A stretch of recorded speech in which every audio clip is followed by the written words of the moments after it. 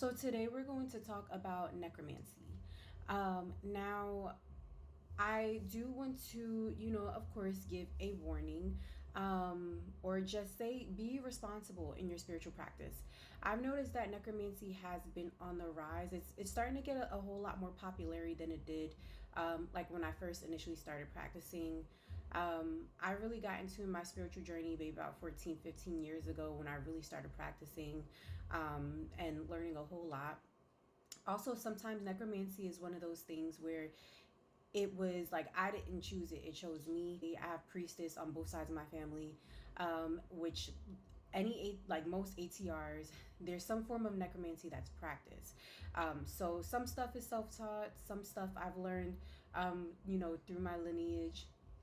However, I do feel like you have to be very smart, very safe, and you can come on TikTok, you can come anywhere, and you can like learn how to do certain rituals, but people don't give you safety, people don't give you reasoning, people don't give you kind of any guidance, right?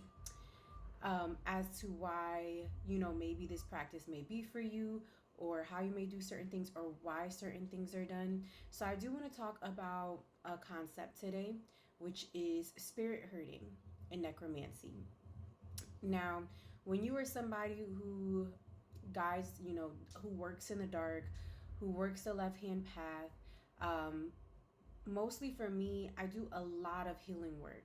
A lot of people don't understand healing and shadow work is not something that is a love and light concept. It is very much a very dark concept, especially with most of the clients, most of my mentees, most of anyone who has walked into my life to get some form of healing have had, I'm talking about very traumatic childhood situations, scenarios. I'm talking about horrific things that have happened to them. So the work is very heavy. This is not something where you can just lay hands on somebody and cast whatever it is that they have on them. This is definitely something that takes a whole lot of practice, a whole lot of different kinds of techniques, because one technique might work for someone, another technique might not work for someone else. Um, However, it's important to know what is best for the person that's coming to you for whatever work they're contracting you for. But healing is not linear. It's not just Reiki. It's not just herbs. A lot of it requires other methods of healing, especially when you're doing something very intense, ridding something that was carried from generation to generation, and this poor person has been holding on to all that trauma within their body. Certain techniques are going to be required, or certain methods. So, necromancy for me, it's not just cursing, it's not just hexing, it's not just crossing people over to the other side. There's so many different things that you can do in necromancy. Mine just happens to be more so methods of healing. Now, I'm going to talk about spirit hurting, because spirit hurting is something that's very important and something that's very much needed in necromancy. And I don't see anybody talk about this, because when you are a necromancer, when you work with the dead, when you are somebody who is called to go to the graveyard to do certain kind of work, even if you're just leaving something, leaving an offering, even if you're, obtaining something from the graveyard, even if you're petitioning or working with a graveyard spirit to assist you with something, you tend to attract a lot of the dead. There are times where I don't even go to the graveyard and the dead will still come to me. Whether somebody has a deceased relative, whether someone's carrying the dead on them, whether someone contracted the dead to come. When you work with the element of the graveyard, you will attract the dead. That's something that's very common. Now, one thing that I had learned and one thing that I was taught by an elder, was spirit hurting. Now, they didn't use that concept, but what they told me, is that having a spirit of the dead, right, whether it's a deity or, just a main spirit, a main and tranquil, just some kind of spirit that you have to ward off or control the dead from coming in and taking over, because the dead can also be very invasive. Some of them can have calm temperaments. Some of them can be, more patient. Some of them are willing to help. But then you have some that are stubborn, that are there to cause trouble, that are there to cause mischief. Spirit hurting, which that's how I end up working with La Santa Muerte or being a devotee to La Santa Muerte, but I also do a lot of work with her as well. I'm not just a devotee, but I was recommended by another necromancer. He was in Palomayumbe, and he told me, he was like, you need a spirit of the dead, a god of the dead, or goddess of the dead to work with. Um, I had so many dreams of her, or whatever the case is, but I would have so many dreams of the dead. They were walking around my house. Nothing was in order.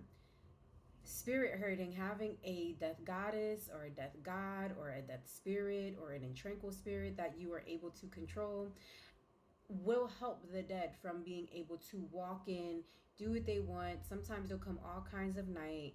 I've had them cause a ruckus, walking through my house, breaking stuff because they were upset, or breaking stuff because they wanted something. When I started working with La Muerte, she was able to herd them, and get them under control. Because sometimes, and I will say that as a practitioner, um, I am not the kind of practitioner where I want you to hold my hand for everything. I will figure it out. You give me guidance, you let me be, right? And I will learn and I will figure it out. But having a spirit, a main deity in your court, a main working spirit that is able to herd the dead so you can control them. Because another thing is, once you start, trapping spirits in a bottle or doing certain kinds of work, Kindoki is very famous, or very noted for being able to do that. Spirit trapping. You need a deity, you need a watcher, you need someone, a spirit on that side of the realm, who can see them, who can guide them, who can control them. When you are a human being operating in the 3D, there's only so much control that you'll have over those spirits. So having some kind of spirit, and if you notice, even in Palo, right, you have a pot, or Kindoki, you have a pot where you're able to control certain spirits of the dead, or just control spirits in general. So it's important that you have some kind of spirit, some kind of guardian or God that is able to control the spirit, and kind of keep them in order, keep them out of your house, keep them in control. And also, if there happens to be one that got loose, if there's one that somebody contracted to send after you, they're already letting you know and putting you on game on whatever it is that's going on. But that's kind of a topic that I wanted to cover and talk about. I know I talk a lot about La Santa Muerte. I'm trying to get more into necromancy, and talk more about it, or more about different practices, because I think it's important that safety is spoken about and kind of touched on, because people are just out here willy nilly just doing whatever it is that they want. So